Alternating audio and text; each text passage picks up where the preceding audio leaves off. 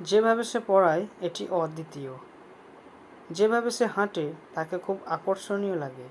যেভাবে তুমি কথা বলছিলে এটি খুব খারাপ ছিল।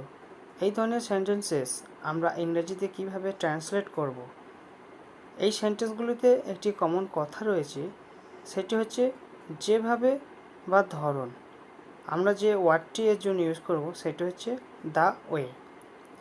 Sentence structure: the way plus sentence plus is অথবা ওয়াজ প্লাস অবজেক্ট। যেভাবে সে পড়ায় এটি অদ্বিতীয়। The way he teaches is unique. যেভাবে সে হাঁটে তাকে খুব আকর্ষণীয় লাগে।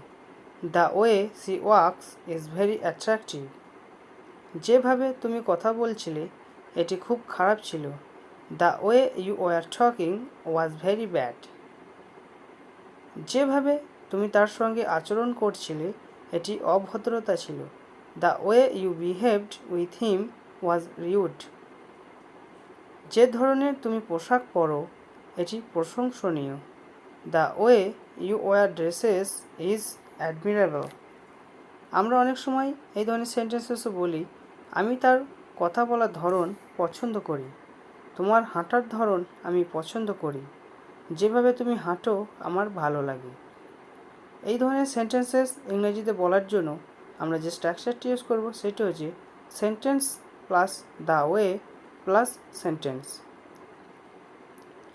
আমি তার কথা বলার ধরন পছন্দ করি। এখানে আমরা সেকেন্ড সেন্টেন্সটি আমরা প্রথমে ইউজ করব। I like the way he speaks. তোমার হাঁটার ধরন আমি পছন্দ করি, অথবা যেভাবে তুমি হাঁটো আমার ভালো লাগে। I like the way you walk. তার পড়ানোর ধরন আমি পছন্দ করি, অথবা যেভাবে সে পড়ায় আমার ভালো লাগে।